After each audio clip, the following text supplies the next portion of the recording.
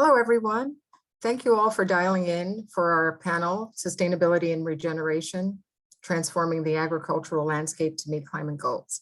My name is Chisara Himare, and I am the Senior Research Lead for Return on Sustainability Investment here at CSB, also known as ROSI. And the idea for this panel came from the work that the ROSI team is currently researching as we develop a food and agriculture framework. We're working directly with a number of food and agriculture companies to determine the return on their sustainability investments, monetizing benefits of investments across the supply chain to meet sustainability goals. And as we were doing this work, we thought it would be really interesting to invite the broader industry and our academic community to be a part of one of these fascinating conversations. So please feel free to enter questions using the Q&A function, as we will be answering questions at the end of the discussion. Before we jump into the panel, I'll share just a few points to set the stage.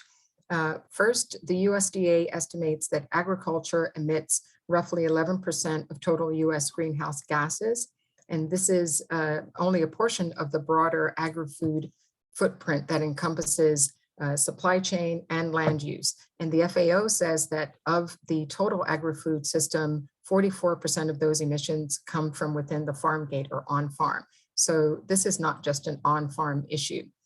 Research also points to multiple levers that can be used to sufficiently reduce levels, with the challenge being to feed what is projected to be 10 billion people in 2050 without expanding the amount of land that is farmed. And in fact, in some cases, trying to reduce the amount of land that is farmed. So as you can hear, this is an absolutely enormous task. Sustainability covers social, economic, and environmental issues, but today we are focusing in on climate. And a growing number of companies have made commitments to regenerative agriculture, and there is a lot of research and a number of practitioner websites that have a variety of definitions. But for the purposes of this conversation, we'll use a simplified definition that regenerative agriculture is an approach to farm and ranch management that aims to reverse climate change through practices that restore degraded soils. Some definitions that we've seen also include improving farmer livelihoods, which is very important. Worker fairness and animal welfare, also important parts of the puzzle. And many organizations are also recognizing the roots of what we call regenerative today as doing what indigenous communities have done for hundreds of years. And so with all of that as some backdrop for the conversation, I am really excited to introduce our panelists. We have Gina Asudigan, Vice President of Mission and Innovation Strategy with Applegate, Nick Betts, Regenerative Agriculture Director with Sci Platform, Robin O'Brien, co-founder of Replanting Capital, and Juan Valero, Head of Sustainable and Responsible Business at Syngenta. Thank you all for joining us today. And so I'd like to start the conversation by following up on some of the GHG emissions figures that I mentioned. The latest Intergovernmental Panel on Climate Change IPCC report found that while the rate of emissions decreased between 2010 and 2019, methane emissions, primarily from livestock and nitrous oxide emissions from the fertilization of cropland, continue to increase. So I'm really interested to hear from those sectors about the work that is underway to address these emissions. So Gina, would love to start with you to talk about some of the work that Applegate is doing to address emissions. Great. So yeah, there's an update to my title, and I'm the Vice President of Mission and Regenerative Agriculture at Applegate. So I am entirely focused on our regenerative strategy. And part of that is, reversing this prevailing narrative that animals are bad for the planet. We like to say it's not the cow, it's the how, and that animals raised in a regenerative system can actually be really important and effective tools in sequestering carbon, increasing biodiversity, increasing the water holding capacity of the soil. So all good things. The other thing that we're doing too is measuring that impact. So all of the farms that are in our regenerative program are part of the Savory Institute's Land to Market program. So we're measuring all of the things that I mentioned, you know, carbon sequestration, water holding capacity, increases in biodiversity, all so that we can demonstrate back to the farmer that animals can have a positive impact, but also obviously to consumers as well. Great, thank you so much. And we'll pick up on the consumer question a little bit later as well. Also, then I'll turn over to Juan, to you. Interested to hear the types of projects that Syngenta has in place to address emissions. Yeah, thanks for asking. And yeah, my role is sustainable responsible agriculture, and we've been doing this for quite a while. And our sustainability programs actually go quite a while back. And during that time, I think the term regenerative agriculture was only evolving and is now becoming a little bit more mainstream. So if we start talking about regenerative in this kind of context, I think we need to think about it from the whole cropping system point of view. And their livestock is actually quite an interesting and important component in a good crop rotation. And it helps with some of the circularity of the system. However, the methane issue is well understood. In partnership with the Nature Conservancy, we actually launched one program that is called Feed in Focus. It's focusing in the US on trying to improve feed efficiency in particular, in order to reduce methane emission through better feed.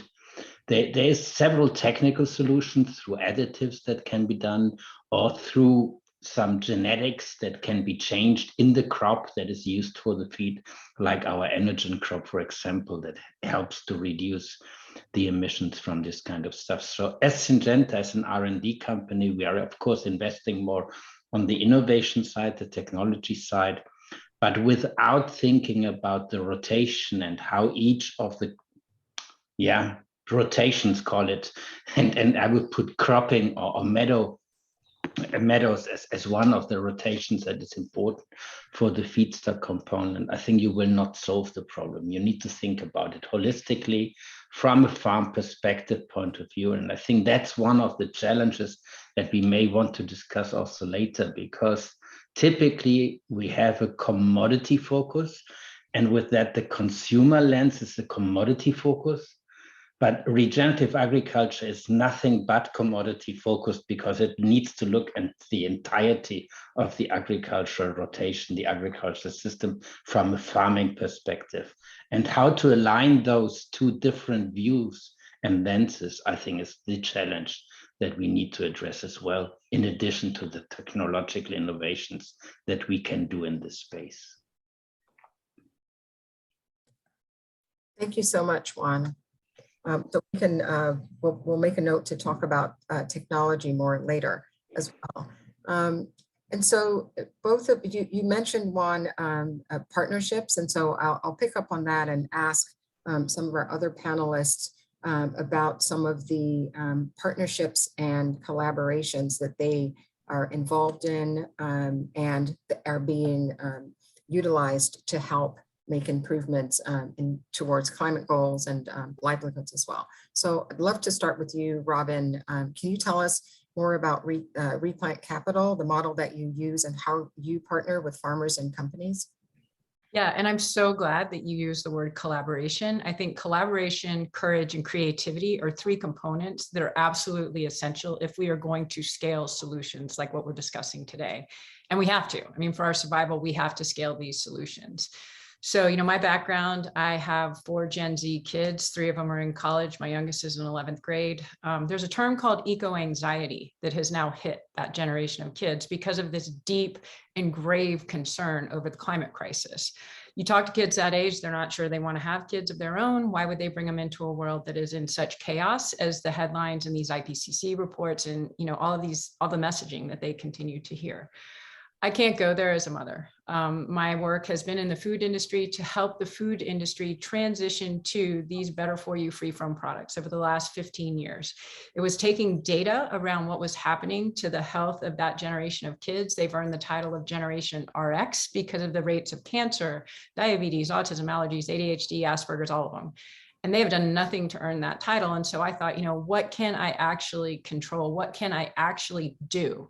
And when you look at the US food system compared to food systems in other countries, we have allowed a record number of chemical inputs into the food system, a lot of artificial ingredients and a lot of artificial additives that other countries flat out never allowed. We've allowed the growing of certain crops like genetically engineered crops that aren't allowed to be grown in countries like New Zealand and France. So, you kind of have to step back and you have to say, okay, globally, what's going on here and what are some best practices? And I can appreciate the effort towards solutions. And I do believe that those efforts towards solutions have been truly, motivated from a very good place.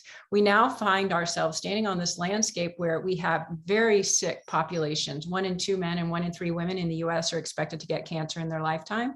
We now stand on soil that farmers are saying, this soil has been so damaged that it can no longer hold water, and its ability to store carbon, which is one of soil's highest capacities, has absolutely been damaged. So what can we do given what we know now? I don't want to go back. I don't want to point fingers. What do we do given what we know now?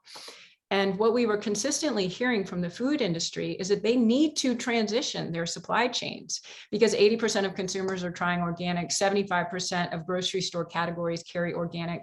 Only 1% of US farmland is organic. So the math does not work. If I'm the CEO of Danone or the CEO of General Mills, the math for me does not work because we have not built the supply chain that enables us to meet the needs of the 21st century consumer. So we looked at that. We started talking to the multinationals, the big companies and the little ones, and these conventional lending institutions can't provide that capital. They're not structured in a way to provide that capital. There's a real timeline tension because the food companies need that capital to transition their farmland, but that's a 3 to 5 year process. And so these conventional lending institutions that are run by a very, very, very homogeneous profile of an individual don't have the capacity to lend to the food industry for the food industry to scale into the needs of the 21st century consumer. So that's the space that we stepped into at Replant. And we thought, what would it look like if we were to raise an evergreen debt fund and deploy $2 billion of capital into these supply chains? And so we've worked with high net worth individuals, philanthropic organizations, foundations. It is primarily led by female investors. And we were able to deploy $2 billion over the next 10 years into the supply chains of these multinational companies. So we sit down with a company like Applegate and we say, who are your most forward-thinking ranchers? Sit down with Danone. Who are your most forward-thinking farmers who are ready to integrate these soil health practices? Because that's what we're talking about with regeneration. We are talking about regenerating soil health to restore its capacity to hold carbon, hold nutrients, and hold water. So these companies help us identify those growers. Then we can come in with an extraordinarily low cost of capital because it's philanthropic capital. We bring in a technical assistance partner because I am not the person to be on the farm in Arkansas working with a rice grower to transition his farm. That technical assistance partner is somebody who is deeply knowledgeable and well-versed in transitioning a farm, let's say, in Kansas, off of this chemical input model to regenerative and organic agriculture. And then really, really importantly, to mitigate the risk for that grower so that he agrees to step into this transition, we bring in that guaranteed buyer, that multinational food company, sometimes it's a smaller food company, and they can guarantee the offtake for that grower. So what we have structured is a solution. And our goal is to do this at scale and with alacrity, as my co-founder Dave Haynes likes to say.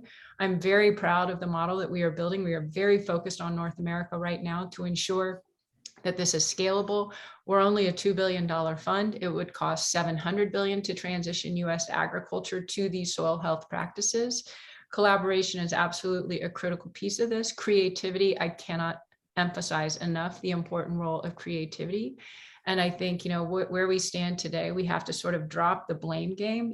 That is actually not going to solve the problem that we have in front of us. And we have watched the food industry absolutely begin to transform itself. Companies that first attacked me for the work that I was doing 10 or 15 years ago are now collaborators at the table. We need 100% participation, and it's going to look different for different companies at different places, but that participation is critical. And I agree completely that we have to also focus on animal agriculture. I was born and raised in Texas. I ate meat at every meal. I live in Boulder, Colorado, which is probably the vegan capital of the country. So I have seen this entire spectrum, and I have heard all of these voices.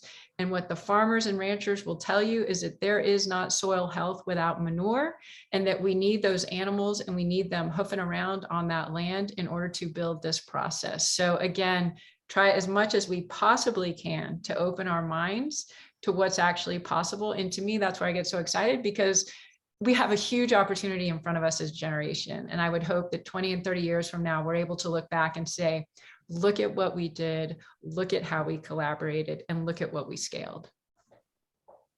Great. Thank you so much for that. And the background also on your company. So shifting gears slightly to a different model of partnership and collaboration, Nick, I'll turn to you. You lead regenerative agriculture for a member organization. So interested to understand some of the opportunities and challenges of partnering in that context to advance regenerative agriculture. Thanks, Chisra. And it is a different context. I think that's a good way of saying it. SciPlatform has right now 160 food and drink companies, from CPGs and brands down to farmer co-ops. And so for the last year or so, we've been trying to figure out what's the role that we can play in building a regenerative solution collaboratively, and in other words, meeting all these various needs. And I think everyone so far that's spoken has mentioned one of these three big issues that we're facing. It's climate. We need to build resistance to climate crisis. It's food security. Well, it's great to transition. We still need to make enough food for all of the people that are alive today. And then the third piece is that livelihoods piece. We need rural communities to support farmers that are going to grow the food. And so it's this confluence of three very, very sticky questions. And so it's not an easy question. And we're also coming at it from this perspective that all farmers are doing some regenerative practices already. All farmers can do more regenerative practices, but not all have the resources, the funding, or the markets to be able to enable that process. So when we look at it from a member-driven organization like SciPlatform, where we can pre-competitively come to the question with everybody from farmer co-ops to first-tier processors to manufacturers to product and brands at the other end, we can look at those questions constructively and say, okay, we need to figure out how we can allocate these resources, how we can allocate potentially finances, or bring those markets to the table. And Juan, you mentioned we have to stop looking at a commodity piece and look at that systems view. And that's exactly it. I mean, if I'm a buyer, I'm probably buying one crop in a rotation from a grower. Now I need to work with the other 2, 3, 4 companies that are buying crops across that rotation. And maybe the beef guys that are in that region that we can talk about integrating into that concept. And we've gone so far away from that over the last 50 years as a society, 100 years perhaps, since we've gone so specialized into commodity production or very specific specialty product production, that we're trying to sort of open that back up again and bring all of those players to the table and actually wrinkle out those wrinkles, or iron out those wrinkles before they become big problems. Great, thank you. Okay, so we've also heard the consumer side mentioned, and Gina, I said that I would come back to you to talk a little bit about consumers. So I'm curious, what role do you see consumers playing, particularly in a market where, when I ask friends who don't work in food and ag, what do you think regenerative agriculture means? And they say, I don't know, I think it's good. But really don't have the depth of understanding for those who work within the industry. How can the consumer then be engaged and get involved? Well, I feel like, as a mission-based company, we view our role as needing to drive demand. So when I started at Applegate 16 years ago, it was a niche market, antibiotic-free meat, organic meat. And now it's, as Robin mentioned, mainstream, right? So we went out, we partnered with nonprofits, and we educated consumers about what that, what it means to raise animals in these sort of systems, and to get them interested and educated about the difference in this type of meat.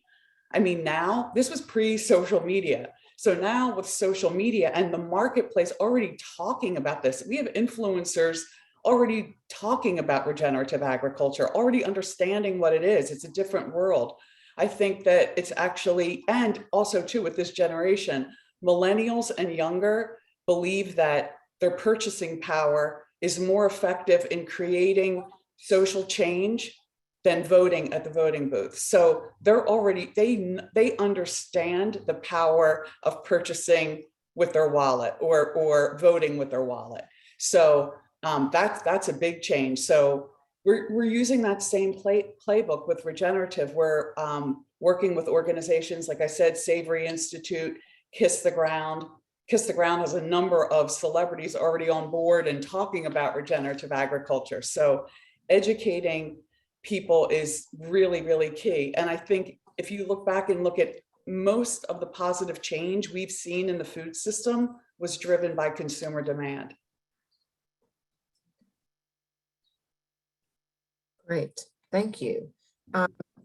Nick or Robin, any other thoughts on consumers and consumer demand? Nick, I see. Yeah, I'm gonna take a different tranche again, Gina, in that I mean, being one of those millennials, I see a lot of people, including myself, looking at those packages on the shelf, seeing the one with all of the good stuff on the package and say, oh, that's great. It's also 20 cents more expensive than this one. And I take that other one away. But I think it's really good that that company's doing that work. I'm being a little bit facetious, but I do think there's a reality there that we need to realize. A lot of the companies that I work with, I'd say 90% of the companies, whether it's with SciPlatform or with my own consultancy, their consumer isn't actually the primary focus for regenerative action. It's actually around their shareholder. So they recognize that the consumer matters, but the shareholder matters more with respect to this, because they're the ones that care about net zero targets. They're the ones that care about science-based targets. They're the ones that care about the S&P environmental indices that they want to be attached to. So there's actually a higher, more corporate reason for why a lot of these companies are doing things like regenerative agriculture, and they're taking it almost as a silver bullet. Isn't the right term, but it's almost like a silver bullet that can help them achieve their water targets or their carbon targets. And I'd like to take that, and that's what they selfishly need. And we all need a little bit of selfishness to collaborate. So they selfishly need that, farmers need something else. And it's a matter of figuring out where in that Venn diagram we can focus and really leverage to scale. Yeah, I would jump in and say farmers have to be part of this conversation. At Replant, we have a saying, farmers first. I mean, none of this works without the farmer, and the economics of the farmer have been absolutely stripped. When genetically engineered crops were introduced and the portfolio of chemicals required to grow them, that was taken out on the backs of the farmers, and the debt levels for US farmers has tapped out at like 426 billion. It's insane. And so those farmers are so underwater that they're trying to figure out, like, how do I even get my kids off to college? The debt levels of US farmers is absolutely insane. We would not ask entrepreneurs in any other industry to take on those debt levels. And so you've got to look at, how can you make something economically viable for that farmer to transition? Because you're right, Nick, if the economics here don't work, it doesn't work, period. It doesn't matter how much we want to talk about it. It doesn't matter how much we want to spend on influencer campaigns. If the economics don't work, this isn't going to work. And I think something that is just so critically important here is this diversity of governance that's going to be required to scale the success of this. In the US agricultural system, 70% of farmers are white male. In the US financial system, 98% or white male. So you cannot fix a broken food system with a broken financial system. One is extractive because the other is enormously extractive. And so that extractiveness imposed on our farmers by the financial institutions has led us to where we have extracted the resources from the soil. And so when we talk about regeneration, we've got to talk about regeneration beyond the soil. We've got to talk about regenerating diversity of governance at all levels, from local to Congress to corporate. And we've got to talk about regenerative capital. And so in Soil Fund, we have these two different tracks. It's a debt fund. And, on one side, it yields 6.5% return. You get your money back after 2 years. On the other side, it's a recoverable grant side. And I really am picturing Mackenzie Scott here because that's a player that I want to come into the space. Mackenzie Scott, let's say she writes a check for 100 million into that second track, the recoverable grant track. That 100 million gets deployed across US farmland. 85% of it is recovered. She can take it back if she wants to, or she can say, go at it again. So we can redeploy. 85% of that's recovered, redeploy. And so that is regenerative capital at scale. That track allows us to transition US farmland. So again, I think what happens is we tend to have these conversations sort of in echo chambers, within the industry. How do we actually invite that full participation and that full collaboration? I think ag tech is going to play a fascinating role. There is so much emerging there, from things like Fitbits for cows to all kinds of soil diagnostic companies that are emerging. And so again, it gets back to this theme of collaboration and creativity. Great, thank you, Robin. Since you went into technology, Juan, I'd love to turn back you to hear more about ideas on technology, specifically as they relate to being able to understand economics for farmers. One of the things that we've seen in research is that only about 40% of farmers in the US have adopted conservation practices. When we look at no-tilling and cover crops and trying to understand the economics about that, we often hear about technology playing a role in getting to a positive economic scenario. So I'd love to hear your thoughts.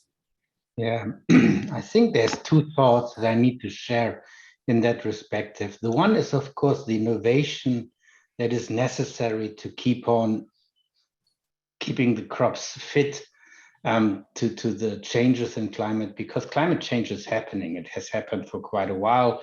And the adaptation is equally important, because without maintaining the yields or even increasing the yields, there's no truly regenerative system.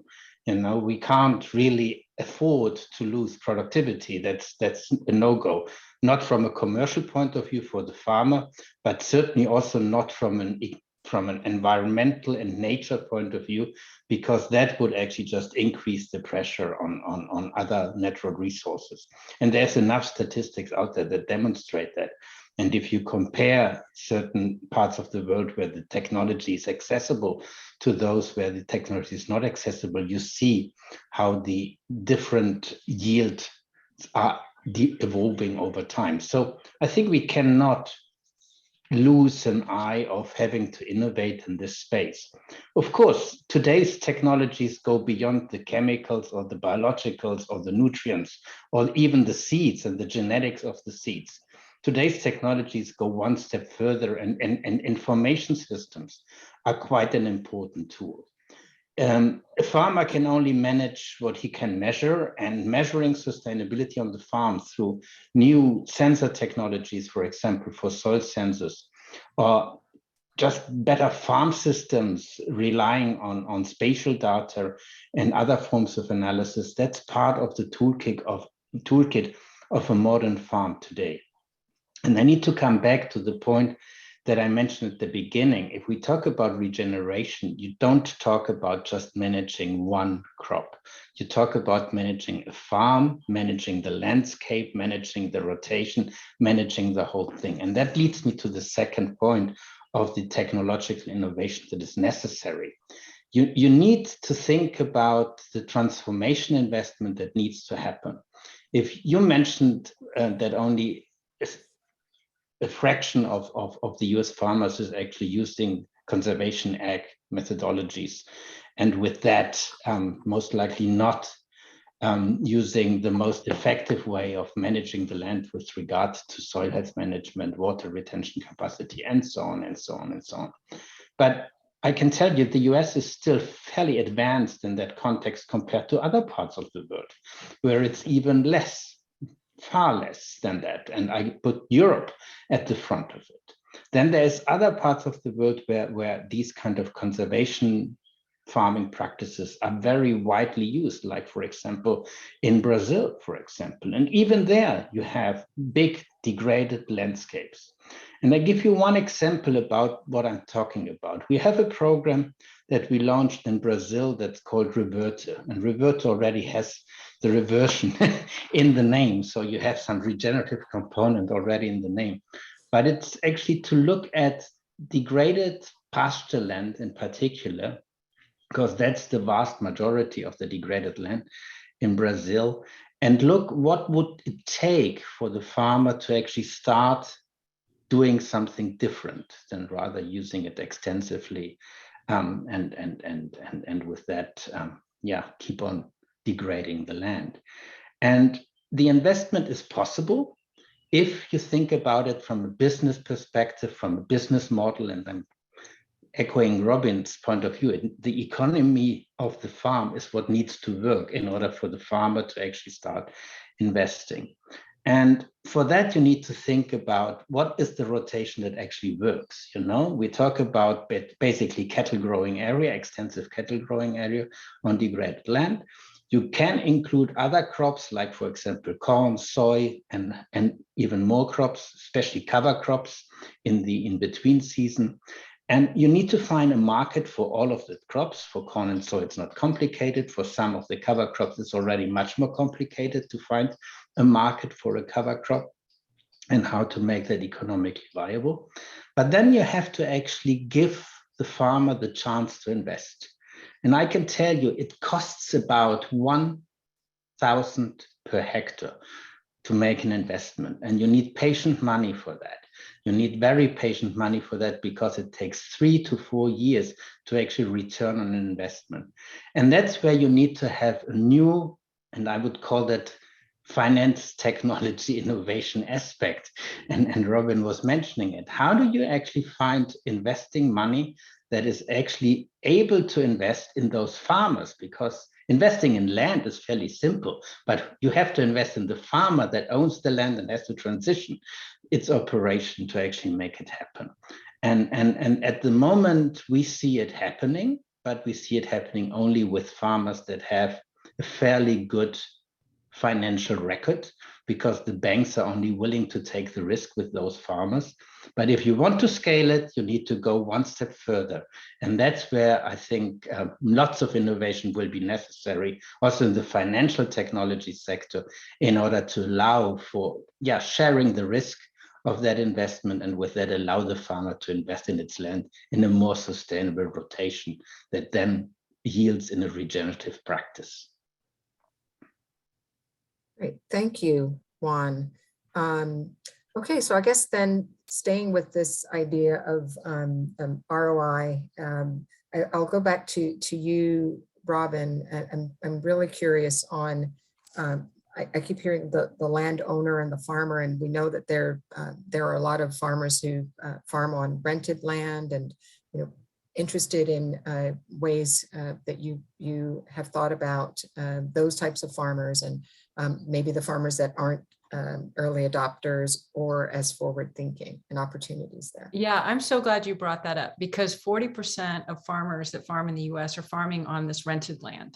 And so, what we are hearing consistently from farmers is land prices are getting jacked up by all kinds of institutions that are coming in and participating. And unfortunately, what that is doing is it's throwing the farmer off the land. I've just heard of a case in North Dakota where 50 small farmers were basically ejected from the land because of exactly this issue. And so again, it gets back to this, to exactly why you guys are doing this panel today. And it is so critically important. This is an education campaign. We have got to educate the capital, because unfortunately the capital is coming in, jacking up land prices, and not realizing they're ejecting these tenant farmers. Some of the ways that we're able to tackle that we personally are is, when we work with a company like Driscoll's, for example, it's privately held and it's family owned.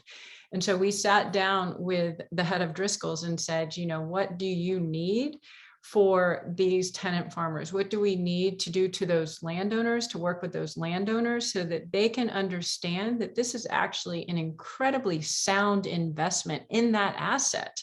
And so, a lot of these landowners are totally absentee. They're completely checked out. They really don't care. They don't participate in stuff like this panel does. And so it really requires an education and for them to understand that, you know what, if you're checked out, fine. However, if you embrace these soil health practices on that piece of land, whether you own it or whether you're renting it, you're actually building that as an asset. And I think, you know, policy has come up in the Q&A. I think it is a critical part of this conversation. And it's why, as we deploy these loans, we capture these biological metrics. That's part of the term sheet with the growers is you can have this extraordinary low cost of capital, but we want to capture soil health metrics, carbon metrics, water conservation metrics, because then once we have that data and those metrics, that's going to inform policy. And you have states like California, you have entire countries like Australia that are suffering from just these tremendous drought crises. And at some point, policy is going to say, this is absolutely the way forward. This stewardship of soil health is the only way forward. This panel today knows that. We know that. It's on us, it's on you, it's on, you know, inviting this participation that we educate. I think one of the most important places we need to educate is Congress. We've got a couple of congressmen that are pretty dialed into this. You know, you've got Tim Ryan out of Ohio who's been speaking to these issues for a very long time, but there aren't enough. And unfortunately, we have these very, very dry, mundane titles for things like the Soil Caucus. So how can we bring the vitality to this? Because it's like, this is the most important thing to all of us. It's not only food security issues that we're talking about, because soil health is completely correlated to food security. This is the US farm economy that we're talking about. Food security is national security. These are issues that we were talking about. So that's part of, you know, my work is how do we really amplify this and up-level it to this vibrancy of what we all know on this panel, what we know it represents. Thank you for that. And so I guess, so we started to talk a little bit about policy, and then when we get into the Q&A, I saw that that was one of the questions.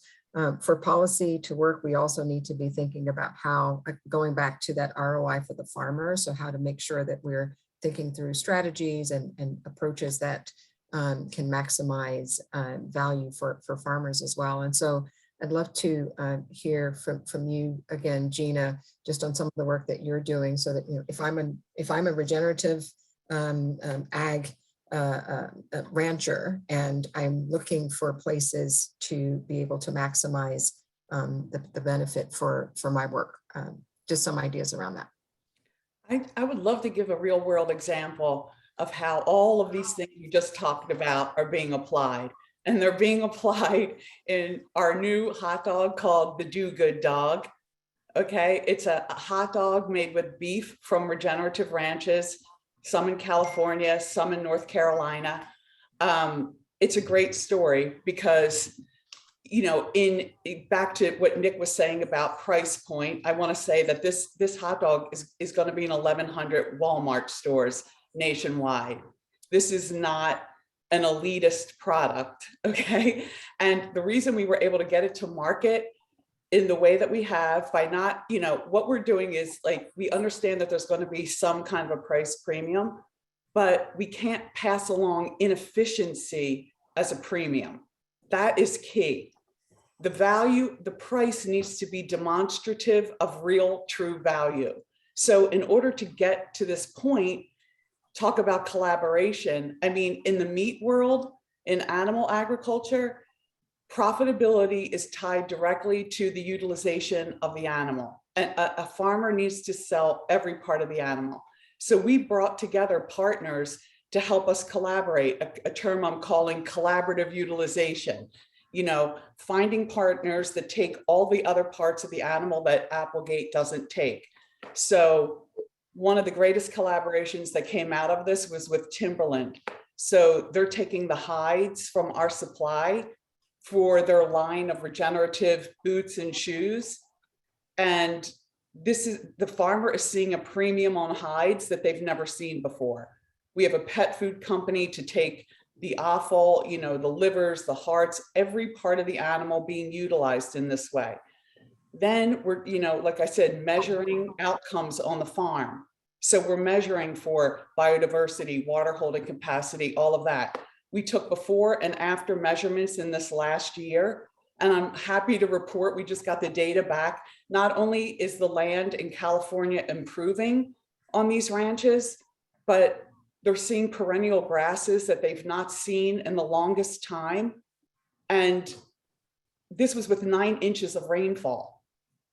So what does that tell you? I mean, that if that doesn't say something, I don't know what does. That the animals are heavy and they're healthy, and they're seeing new grasses that they've not seen before, all with 9 inches of rainfall. I mean, that to me is an amazing story. So, you know, this was years of work of figuring out, how do we actually do this? How do we actually collaborate in this way and set farmers up to be successful? So that collaborative utilization with all these other companies, I call this a supply web, not a supply chain.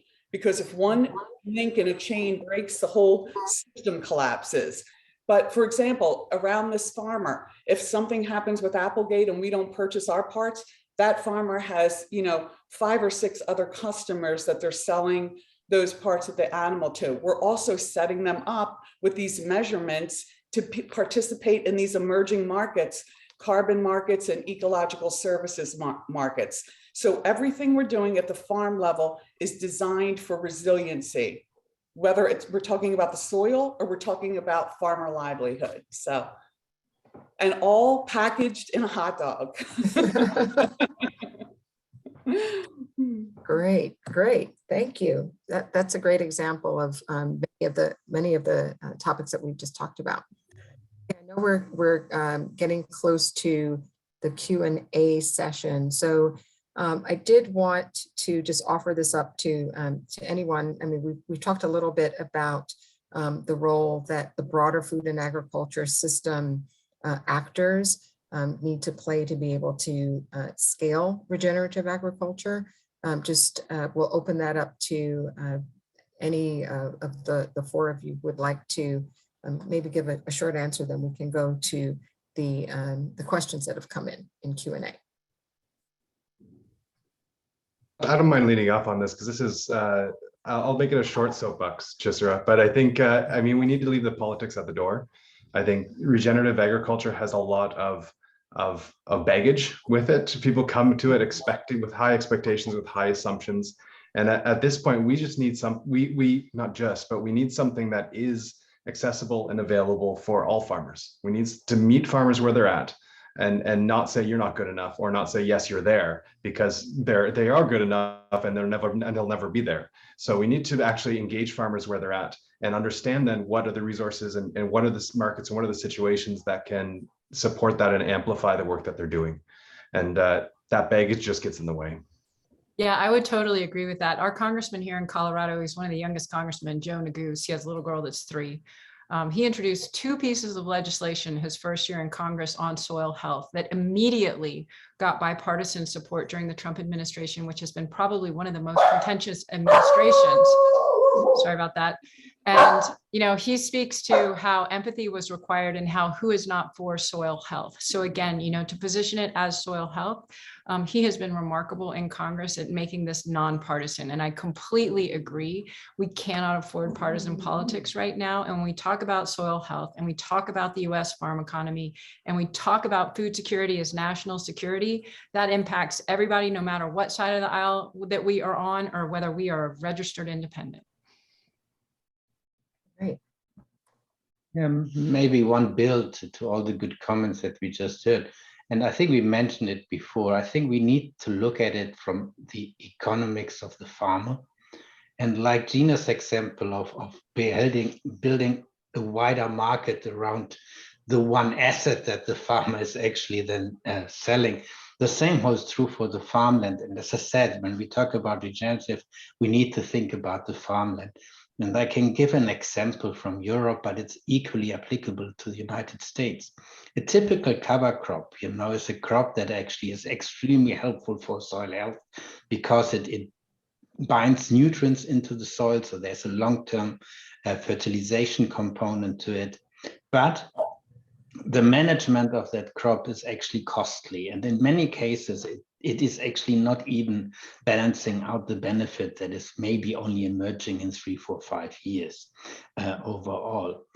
So European farmers have actually developed quite smart ways of actually making it better, and they're making actually biofuels out of that cover crop in the winter season. So they're selling energy as part of the mix that they're actually doing. And at the same time, they keep the soil covered all year round with their cover crop and are able to develop a new market niche for a totally different product that they were not selling before.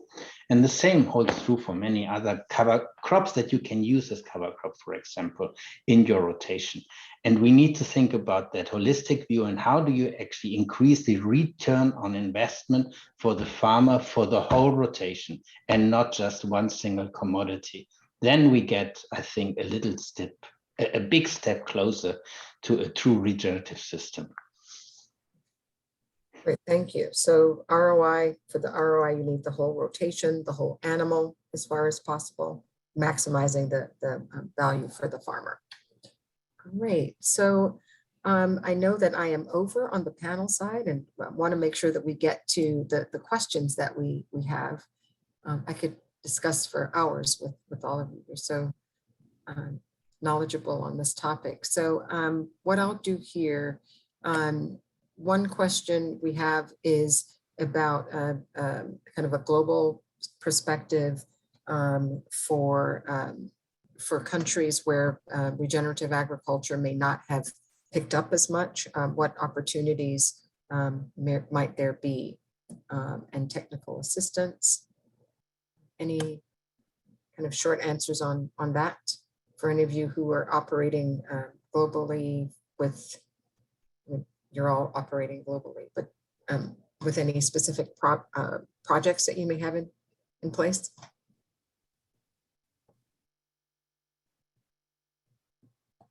Well, I think one example of exactly that, of this intersection of policy and action on the ground. My mother is from New Zealand and I hold dual citizenship there. And I was brought into the conversation of policy in New Zealand because they don't yet have an organic standard. When we defined organic here in the United States, we left soil health out, which was a huge mistake, which then led to this tension, that has been created either or, when really it should be both and. So to work with the policymakers in New Zealand to help them understand, integrate soil health as part of your definition in agriculture here, it keeps it from sort of bifurcating down the road, which is, always the concern. I think what we really want to see globally is 100% participation, and we're all going to be on different places of this spectrum, and so how can we invite that participation? How can we invite that collaboration? How can we step towards this with a generosity? And again, it has been emphasized over and over and over today on this panel. We cannot do that unless the economic and financial livelihood of the farmer is ensured. Thank you. Maybe I build on, oh, sorry. if I may, I'd like to build on that one because I think it's very important to understand some of the economic consequences. And this access to the innovation and technology component is often not fully understood in this context, because we often think about regenerative or sustainable farming as a restriction model rather than an enabling model. And we need to think about it as an enabling model, putting the right tools in the hands of the farmer in order to make it happen. Because I can give you an example. Some farming systems that have moved totally to organic accept that they will actually lose the crop every 3 to 4 years. Losing a crop every 3 to 4 years is a 25 to 30% loss that you may think is okay, but not if it happens all in 1 year and you can't sell your crop. So the economy of the farm operation is actually very much at risk if this happens. And we need to think about it in that complexity. Crops and the investment that the farmer does on its land needs to be protected as well with the access to the technology that is necessary in order to protect that. If we ignore that, then I think the economies will not play out, unfortunately. Right. Thank you. So we have one here for Nick, just following up on following up on the company actions being driven by stakeholder expectations.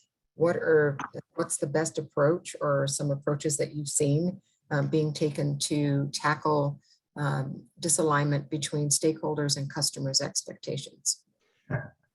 Yeah, that's a good question. So I don't deal with the marketing or comm side with the companies I work with. So, but I mean, from the procurement angle, there are hard targets that you need to hit for a lot of these shareholder based aspects, right? It's you have carbon goals, you have water goals.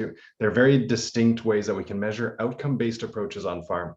One of the challenges with consumer-based expectations or customer-based expectations are they're usually around the practice-based elements, which are good and they make good for PR, and they're good to do most of the time, but they may not always be the best solution to reach the outcomes you're achieving. So I mean, there's an education gap, there's a focus gap on what those two different clients want of that out of that relationship. So how do you deal with the misalignment? I don't know. I think more of the question is how can you satisfy both? And that's a question that I don't think anybody's really figured out yet. But if I were to throw my hat into which one's more important, I would push more towards the outcome-based measures. Great, thank you. And here's one for anyone who knows vertical farming. It says that vertical farming is far less resource intensive than traditional farming, and many nations have begun to transition to this model. Do you see a future for vertical farming in the United States? I can say just from an animal perspective, yes, we call that stacking in our world. So farmers of ours that are growing beef, it's another way to add another stream of income. We can put chickens on that property. We can put hogs on that property. We could put, you know, whatever other animals, as long as we have an offtake for it or a market. But yes, I think that's critical. Yeah, I'll jump in there too. My students who are at the business school at Rice did a project on vertical farming this year. Accessibility and affordability, who it discriminates against, what it does afford, the promise of what it affords. What's also super interesting is the power demands there. And so, you know, Georgia Organic has informed us that Georgia Power is actively recruiting those vertical farms to the state of Georgia. So it's not an either or, it's a both and. We can get access, you know, by providing those vertical farms. However, it does nothing for soil health. And if soil serves as this very powerful carbon sink, we can't ignore it. Great. Thank you. Another question we have here is there an equivalent to a carbon market for regenerative ag? Yes, I mean, I think, you know, carbon markets will be very much, you know, tied to regenerative ag, because obviously regenerative practices improve carbon sequestration in the soil, and those credits can be sold. One of the first examples of that is Wilmot Cattle Company in Australia was the first to sell their carbon credits from sequestration to Microsoft for $500,000. And that was last year. So I think we're going to see a lot more examples of that. Yeah, I think we're going to have to be really careful on the mechanics of that marketplace, and has been touched on multiple times today. Make sure that the farmer benefits from the work that the farmer is doing, because as someone that has come out of the finance industry, I look at the trades and the transaction fees and what can happen just simply as that is commoditized into transactions, and worry that the farmer could be left behind. The farmer has been burned. This conversation has been ongoing for a long time. So again, to make sure that the farmer is central in that conversation and central in the mechanics of this, so that the farmer benefits directly from the work that he or she is doing to steward the soil and capture that carbon. Yeah, and I would agree, Robin, and say that we need to think beyond carbon. You know, we all use carbon as this proxy for climate change, but again, it's Water. A reductionist, you know, Right. very linear way of looking at something. We have to take a, you know, look at the entire ecosystem. So, you know, ecological services, you know, that are you know, that result from regenerative agriculture, water obviously being huge. So, and biodiversity. I would challenge back to the person who asked the question, let's build a market that's more representative of what regenerative agriculture is. Carbon's easy to measure in comparison to most of these other elements, which is why we do it and why there's a price on it. But we have there's a we have the potential to have carbon vision, and then everything regen is everything carbon, and it's not. Again, it's not always the best solution for the problem, but it is a solution. So let's find a better solution. Great. Thank you. Okay, we still have a few more minutes. We have a question here about models and levers for fruit and vegetable farmers and fragmented supply chains. If any of you, I know we had the Driscoll example earlier. So I mean, another company that we know really well is Uncle Matt's Organics, and they were one of the first pioneers into the organic industry. When they started the company and wanted to create organic orange juice, they couldn't get a loan. And one of my co-founders, Don Schaefer, was CEO of RSF Social Finance, and they were the lending institution to the organic industry early on. The challenges that the fruit and veggie growers face are enormous. And again, it gets back to this: you cannot fix a broken food system with a broken financial system. The way that the subsidies are stacked against those guys, the way that the subsidies go towards these commodity markets and livestock feed, makes it increasingly harder for the fruit and veggie guys to get their hands on the capital they need to scale, protect their crops. So it's everything, you know, on the orange orchards, you know, the trees, the screen houses that are needed as they try to reduce the chemical applications on those fields. And again, it's, you know, I think what is really exciting is the enormity of the problem in front of us and the invitation to participate in that collaboration. And that, you know, not a single one of us on this call has all of the answers, not a single one of us. And so, you know, to have that specialty crop, you know, to have that kind of intellect around the table is going to be critical, because the ag tech solutions there are going to look totally different to what Gina needs at Applegate.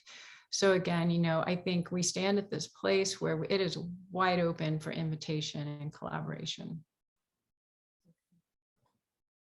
great, thank you. I think we have one more minute, and I have seen 2 questions on food waste. If anyone would like to answer a question on how food waste factors into regenerative agriculture and addressing overconsumption, that would be great. That will be our last question because we're at time.